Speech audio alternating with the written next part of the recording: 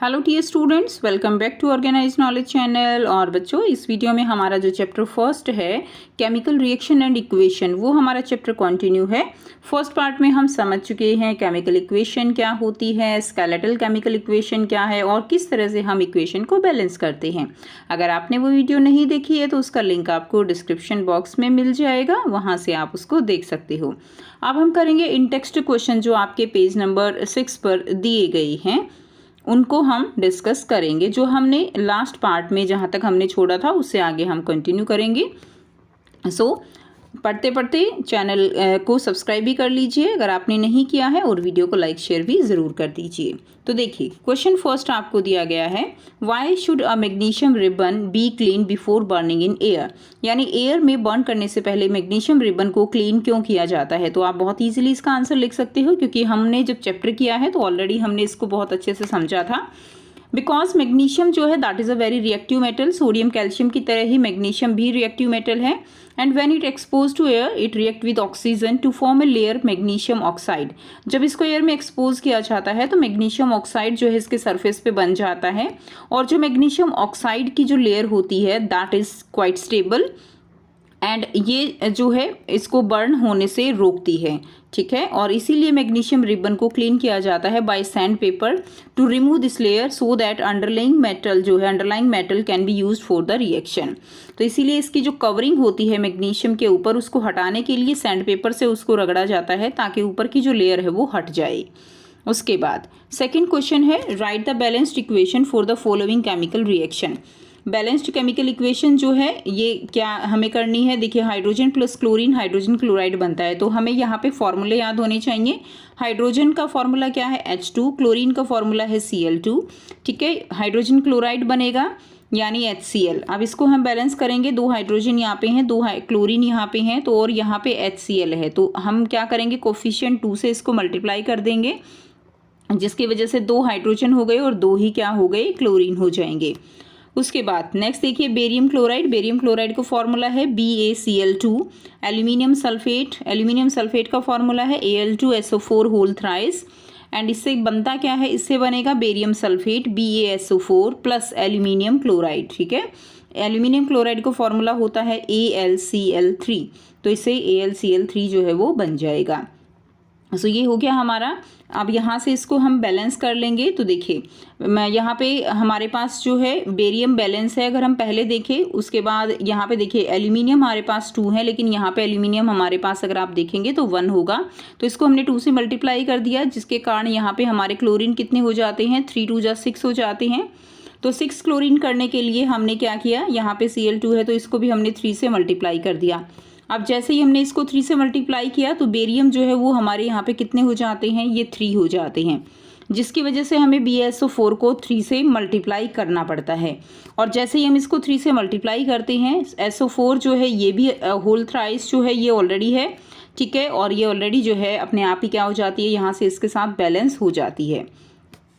Next जो reaction है हमारे पास सोडियम प्लस वाटर। सोडियम क्या है, सोडियम है Na प्लस वाटर क्या रहेगा H2O। इससे बनेगा क्या, सोडियम हाइड्रोक्साइड यानी NaOH प्लस हाइड्रोजन। ये जो है हमारी रिएक्शन होगी। अब इसको हमें करना है बैलेंस। तो अगर हम यहाँ पे देखें तो सोडियम सोडियम बैलेंस है। उसके बाद हाइड्रोजन हमारे पास यहाँ 2 हैं, और यहाँ पे कितने हैं, यहाँ पे 3 हाइड्रोजन है, और यहाँ पे ऑक्सीजन 1 है, यहाँ भी ऑक्सीजन 1 है। तो हमें बैलेंस करनी है यहाँ पे हाइड्रोजन। तो हम क्या करेंगे, हम इसको 2 से मल्टीप्लाई कर देते हैं, जिसकी वजह से सोडियम जो है 2 हो गए, तो 2 सोडियम हम यहाँ पे कर देंगे। ठीक है, अब क्या हो गया, हाइड्रोजन हमारे पास 4 हो गए, तो इसको अगर हम 2 से मल्टीप्लाई करते तो हाइड्रोजन यहाँ पे भी 4 हो जाते हैं, और ऑक्सीजन हमारे पास यहाँ पे 2 हो गई, तो ऑक्सीजन भी हमारी 2 हो जाती हैं। तो बच्चों, आप इसकी जितनी ज़्यादा प्रैक्टिस करोगे उतना ही ईजिली आप इसको कर सकते हो। आपको ज़्यादा से ज़्यादा प्रैक्टिस करनी है। नेक्स्ट देखिए, क्वेश्चन नंबर 3 है, right a balanced chemical equation with state symbols for the following reaction. Balance chemical equation जो है आपको सिंबल्स के साथ यहाँ पे लिखनी है। Solution of barium chloride. तो देखिए, बेरियम क्लोराइड जो है उसका सॉल्यूशन है, तो बेरियम क्लोराइड को हमने किस में डिसॉल्व किया, वाटर में डिसॉल्व करते ही वो क्या हो जाता है, एक्वस हम स्टेट लिखते हैं। सो बेरियम क्लोराइड हमने लिखा BaCl2। ठीक है, इसको हमने क्या स्टेट क्या लिखी, एक्वस। एंड सोडियम सल्फेट, तो ये भी क्या हो जाएगा, एक्वस हो जाएगा। And to give insoluble barium sulphate. इससे क्या बनता है, बेरियम सल्फेट बनता है। इनसोल्यूबल है, इट मीन्स ये सॉलिड रहेगा। And the solution of sodium chloride, and solution of sodium chloride, ध्यान देंगे सॉल्यूशन है वाटर के अंदर, तो ये भी स्टेट क्या रहेगी, एक्वस। अब आप यहाँ पे देख सकते हो सोडियम यहाँ पे 2 है, यहाँ पे सोडियम 1 है, तो इसको हम 2 से मल्टीप्लाई कर देंगे तो ये सोडियम कितने हो जाएंगे, 2 सोडियम हो जाएंगे और ये इक्वेशन बैलेंस हो जाएगी। नेक्स्ट देखिए यहाँ पे सेकंड क्वेश्चन है sodium hydroxide solution in water. तो अब जहाँ पे भी सॉल्यूशन इन वाटर की बात आए आपको स्टेट लिखनी है एक्वस, ठीक है। रिएक्ट विद हाइड्रोक्लोरिक एसिड, तो ये हाइड्रोक्लोरिक एसिड के साथ रिएक्ट करेगा, तो हाइड्रोक्लोरिक एसिड भी हम वाटर में डिसॉल्व करके उसको डाइल्यूट बनाते हैं, इसलिए इसकी स्टेट भी क्या रहेगी, एक्वस रहेगी। टू प्रोड्यूस सोडियम क्लोराइड, तो क्या बनता है, सोडियम क्लोराइड बनता है जो कि एक्वस स्टेट में होगा। एंड वाटर, वाटर कैसा रहेगा, लिक्विड रहेगा। जब आप इस इक्वेशन को लिखोगे तो आप देखोगे कि ये इक्वेशन जो है ऑलरेडी बैलेंस है, इसमें कोई कुछ भी आपको करने की नीड नहीं है। तो ये आपके 3 क्वेश्चंस थे, ठीक है। इन टेक्स्ट जो आपका पेज नंबर 6 था, तो ये हम ऑलरेडी जो है हमने सारे क्वेश्चन समझ लिए एंड आई होप आपको भी सारे क्वेश्चन समझ आए हैं। अब हम आगे करेंगे टाइप्स ऑफ केमिकल रिएक्शन। सो ये क्वेश्चन हमने अभी तीनों क्वेश्चन डिस्कस कर लिए हैं जो आपको पेज नंबर 6 पे दिए गए थे। अब आपके यहाँ जो आपकी बुक है उसमें दिया गया है टाइप्स ऑफ केमिकल रिएक्शन, ठीक है। तो कई टाइप्स की केमिकल रिएक्शन है, 1 बाय 1 हम सबको समझेंगे। सबसे फर्स्ट जो है वो क्या है, वो है कॉम्बिनेशन रिएक्शन। कॉम्बिनेशन का मतलब क्या है, अगर हम इस का मीनिंग समझे तो कॉम्बिनेशन का मतलब क्या होता है, कॉम्बिनेशन का मतलब होता है बच्चों जुड़ना, ठीक है। अब यहाँ पे किस किस चीज़ का कैसे कैसे कॉम्बिनेशन होता है, देखिए इसके लिए एक छोटी सी एक्टिविटी है। इसमें हमें क्या करना है, हमने लेना है कैल्शियम ऑक्साइड जिसका फॉर्मूला होता है CaO, कैल्शियम ऑक्साइड जिसको हम चूना कहते हैं, ठीक है। इसके अंदर हमने डालना है वाटर। अब क्या करेंगे, थोड़ी देर बाद हमें इसको टच करके देखना है अब क्या चेंज होता है यहाँ पे टेम्परेचर में, यानी आपको यहाँ पे जब इसको टच करते हो तो आपको इसको टच करने से कैसा फील होता है, तो आप देखोगे कि ये गरम गरम लगेगा आपको, ठीक है। अब बात करते हैं कि ये गरम गरम क्यों लग रहा है, ऐसा कौन सा रिएक्शन इसके अंदर हुआ है जिसकी वजह से ये जो है छूने में गरम लगता है या इसका टेम्परेचर राइज हो गया है। इसमें देखिए रिएक्शन क्या होता है, जो कैल्शियम ऑक्साइड है, कैल्शियम ऑक्साइड यानी इसका देखो जो कैल्शियम ऑक्साइड है इसका केमिकल नेम तो है कैल्शियम ऑक्साइड, और अगर हम इसका कॉमन नेम की बात करें तो ये है बच्चों क्विक लाइम, याद रखेंगे इम्पोर्टेंट है, इसका नाम क्या होगा, क्विक लाइम। तो क्विक लाइम जो है इसकी जब वाटर के साथ रिएक्शन होती है तो क्या बनता है, कैल्शियम हाइड्रोक्साइड बनता है। अब इसको फिर से याद रखेंगे CaOH होल ट्वाइस, ये क्या है, कैल्शियम हाइड्रोक्साइड है और इसका कॉमन नेम रहेगा स्लेक्ड लाइम, याद रखेंगे स्टूडेंट्स, इसका कॉमन नेम रहेगा स्लेक्ड लाइम। प्लस में क्या निकलेगी, प्लस में हीट निकलती है। अब यहाँ पे देखिए हीट निकल रही है, इट मीन्स ये कैसी टाइप की रिएक्शन हो जाती है, ये एक एक्सोथर्मिक रिएक्शन है। आगे हम पढ़ेंगे एक्सोथर्मिक मतलब क्या होता है, एक्सो का मतलब होता है बाहर निकलना और थर्म का मतलब होता है हीट, यानी ऐसी रिएक्शन जिनके अंदर हीट निकलती है उनको हम एक्सोथर्मिक रिएक्शन कहते हैं।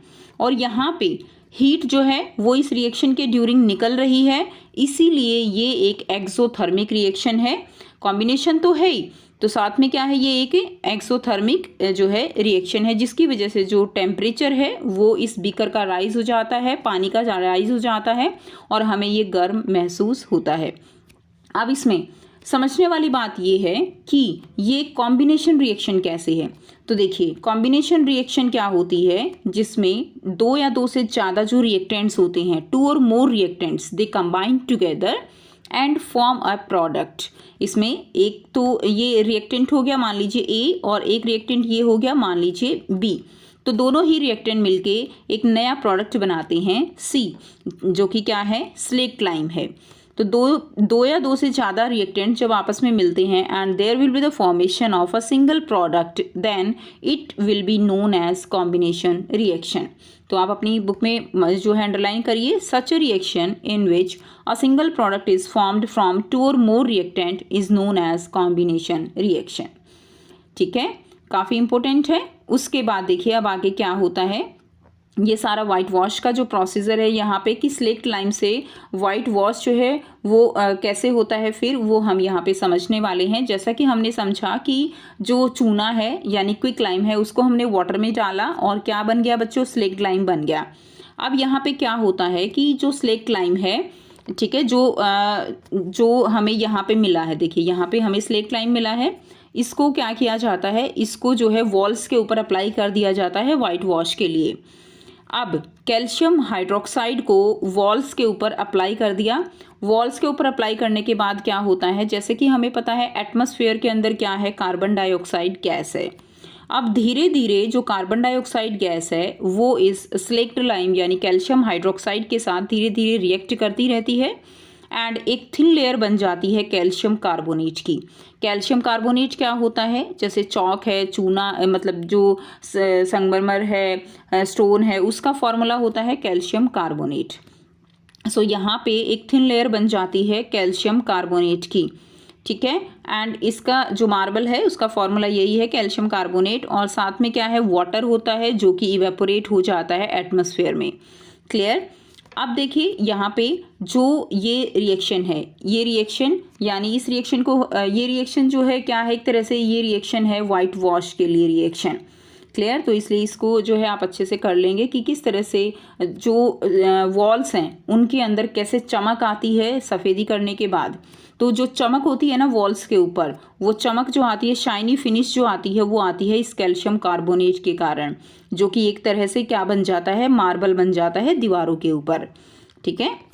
और ये स्लो रिएक्शन होती है, जो कार्बन डाइऑक्साइड है वो स्लेक्ट लाइम के साथ धीरे धीरे रिएक्शन करती रहती है 2 या 3 डेज में, इस तरह से शाइनी फिनिश जो है वॉल्स के ऊपर फिर आ जाती है। उसके बाद कुछ और एग्जाम्पल समझेंगे कॉम्बिनेशन रिएक्शन के। That is first is burning of coal, ठीक है। तो बर्निंग ऑफ कोल में देखिए कार्बन प्लस ऑक्सीजन, कोई भी चीज़ जलती है तो वो ऑक्सीजन की प्रेजेंस में जलती है, तो वो क्या फॉर्म करेगा, वो कार्बन डाइऑक्साइड फॉर्म करता है, ठीक है। Carbon plus oxygen, there will be the formation of carbon dioxide gas. इसी तरह वाटर कैसे फॉर्म होता है बच्चों, हाइड्रोजन और ऑक्सीजन आपस में मिलते हैं एंड वाटर जो है वो बनता है। अब इसको अगर हम बैलेंस करेंगे तो हाइड्रोजन हमारे पास यहाँ पे 2 है, ऑक्सीजन केवल एक ही है, यहाँ पे 2 है, तो इसको हम 2 से मल्टीप्लाई कर दें। अब यहाँ पे हाइड्रोजन 4 हो गई तो हमें यहाँ पे भी 2 से मल्टीप्लाई करना होगा। तो ये सिंपल जो है रिएक्शन। सो हम क्या कह सकते हैं यहाँ पे, when 2 or more substances combine to form a single product, the reaction are called the combination reaction। तो 2 or more substances जब combine करते हैं, एक सिंगल प्रोडक्ट बनाते हैं, तो उन रिएक्शंस को हम क्या कहते हैं, कॉम्बिनेशन रिएक्शन कहते हैं। अब हमने जो एक्टिविटी समझी 1.4, उसमें हमने क्या देखा कि लार्ज अमाउंट ऑफ हीट जो है वहाँ पे इवॉल्व हो रही थी, जिसके कारण हमें जो बीकर है वो गर्म महसूस होता है। सो ऐसी रिएक्शन जिसमें हीट जो है वो रिलीज होती है, अंडरलाइन करेंगे, reactions in which heat is released along with the formation of product are called exothermic chemical reaction. जिसके अंदर हीट रिलीज होती है प्रोडक्ट बनने के साथ, उसको हम एक्सोथर्मिक रिएक्शन कहेंगे। जैसे मैंने अभी बताया, एक्सो का मतलब होता है निकलना एंड थर्म का मतलब होता है हीट, तो इसको हम क्या कहेंगे, उसको हम एक्सोथर्मिक रिएक्शन कहेंगे। दूसरे एग्जाम्पल भी समझेंगे एक्सोथर्मिक के, जिसके अंदर हीट निकलती है, लाइक मीथेन गैस है, ठीक है, नेचुरल गैस जिसको हम कहते हैं, ऑक्सीजन की प्रेजेंस में बर्न होगी एंड यहाँ पे क्या फॉर्म होगा, कार्बन डाइऑक्साइड प्लस वाटर। ये भी क्या है, एक्सोथर्मिक रिएक्शन है, क्योंकि यहाँ पे जब भी कोई चीज़ बर्न होती है, हर एक रिएक्शन एक्सोथर्मिक होगी क्योंकि हमेशा हीट निकलती है, ठीक है। उसके बाद अब हम बात करते हैं वेरी वेरी इंपॉर्टेंट क्वेश्चन यहाँ से, कि क्या रेस्पिरेशन एक एक्सोथर्मिक प्रोसेस है, ठीक है। सो हम सभी जानते हैं कि हमें ज़िंदा रहने के लिए क्या चाहिए बच्चों, हमें ज़िंदा रहने के लिए चाहिए एनर्जी, और वो एनर्जी हम कहाँ से जो है मिलती है, हमें वो एनर्जी हमें मिलती है फूड से, जो हम खाते हैं, और जो फूड हम खाते हैं वो होता है डाइजेस्ट, ठीक है। मैं आपको बताऊंगी एक न्यू ऐप के बारे में जो स्टूडेंट्स में काफी जल्दी पॉपुलर होती जा रही है। चाहे कोई क्वेश्चन हो, कोई डाउट हो या कोई कॉन्सेप्ट ना समझ आए, बोर्ड्स हो या जी नीट, पढ़ाई में कोई भी दिक्कत आ रही हो, तो उसका सॉल्यूशन है फिलो ऐप। अपने डाउट्स को किसी भी टाइम क्लियर करें इन दीज 3 इजी स्टेप्स। सबसे पहले इस ऐप को प्ले स्टोर या ऐप स्टोर से डाउनलोड कर लें, अपने फोन नंबर से इजीली साइन अप कर लें, अपने क्वेश्चंस का पिक्चर लें या उसे टाइप करके सबमिट करें, और फिलो आपको 60 सेकेंड्स में इंडिया के टॉप एक्सपर्ट से लाइव कॉल पे कनेक्ट कर देगा। आपके क्वेश्चन में आप कहना चाहते हैं कि बल्ब की पावर कितनी है। अगर बल्ब जो है वो 220 वोल्टेज पर ऑपरेट हो रहा है, राइट। इस बैटरी का जो वोल्टेज है वो आपको गिवन है 220। तो ये आपको सिंपल रिलेशन हो गया यहाँ पर। अब अगर कोई आपको और डाउट है तो बताइए। So guys, it's just simple. Have any question? Just ask Philo. You can get 10% off by referral code OKE001. इस ऐप का डाउनलोड लिंक नीचे डिस्क्रिप्शन में दे दिया गया है. So just download Philo now. Digest होता है. डाइजेशन में क्या होता है, आपने लोअर क्लासेस में पढ़ा हुआ है कि जो फूड है वो सिंपलर सब्सटेंसेस में टूटता है. फॉर एग्जाम्पल हमने राइस खाया, पोटैटो खाया, ब्रेड खाया, उन सब में क्या होता है, कार्बोहाइड्रेट होता है. और जो कार्बोहाइड्रेट है वो टूट कर क्या बनता है, सिंपलेस्ट फॉर्म ग्लूकोज बनता है. अब जब ये फूड जो ग्लूकोज बना है ये कहाँ चला जाता है, ये हमारी जो बॉडी की सेल्स हैं, ठीक है, उनमें सप्लाई होता है. और हमारी सेल्स में जो फूड है उसको वहाँ पे क्या मिलती है, उसको वहाँ पे मिलती है ऑक्सीजन. और ऑक्सीजन की प्रेजेंस में जो फूड है एक तरह से आप ये मान के चलो कि वो बर्न होता है या उसका ऑक्सीडेशन होता है ऑक्सीजन की प्रेजेंस में. और जब भी कोई चीज़ जलती है, ऑक्सीडाइज होती है, तो उसमें से क्या निकलेगी, उसमें से निकलती है हीट. ठीक है. सो इसीलिए हम कह सकते हैं कि जो रेस्पिरेशन है वो एक एक्सोथर्मिक प्रोसेस है. क्लियर. अब यहाँ से हम इस रिएक्शन को समझेंगे. हमारे पास ग्लूकोज है. ग्लूकोज का फॉर्मूला होता है C6H12O6. ऑक्सीजन के साथ कंबाइन होगा and there will be the formation of carbon dioxide plus water plus energy. ध्यान दीजिए, एनर्जी निकली है यहाँ पे. तो इट मीन्स कि जो प्रोसेस है हमारा रेस्पिरेशन का प्रोसेस क्या है कि ग्लूकोज जो है ऑक्सीजन के साथ क्या होता है, ऑक्सीडाइज होता है. तो हमारा जो प्रोसेस है वो एक एक्सोथर्मिक प्रोसेस है. Now the decomposition of vegetable matter into compost is also an example of exothermic reaction. जो वेजिटेबल मैटर होते हैं, लाइक जो चीज़ें गल सड़ जाती हैं और वो खाद बनती हैं, वो भी एक एग्जाम्पल है किसका, एक्सोथर्मिक रिएक्शन का. ठीक है. सो इस तरह से जो भी रिएक्शन जिनके अंदर एनर्जी इवोल्व होती है उनको हम एक्सोथर्मिक रिएक्शन कहते हैं. एंड यानी हमने यहाँ से दो मेन इंपॉर्टेंट बातें पढ़ी हैं, यानी दो या दो से ज़्यादा प्रोडक्ट जब आपस में रिएक्टेंट जब आपस में मिलते हैं और एक न्यू प्रोडक्ट बनाते हैं तो ये होती है कॉम्बिनेशन. और ऐसी रिएक्शन जिनमें साथ में एनर्जी जो है वो निकलती है तो उसको हम कहते हैं बच्चों एक्सोथर्मिक रिएक्शन. ठीक है. और यहाँ से इम्पोर्टेंट जो आपका है साथ में कि क्या रेस्पिरेशन एक एक्सोथर्मिक प्रोसेस है, तो यस एक्सोथर्मिक प्रोसेस है रेस्पिरेशन. तो उसमें आपको ये रिएक्शन जो है वो यहाँ पे लिखनी होगी. तो ये था हमारा पार्ट सेकंड.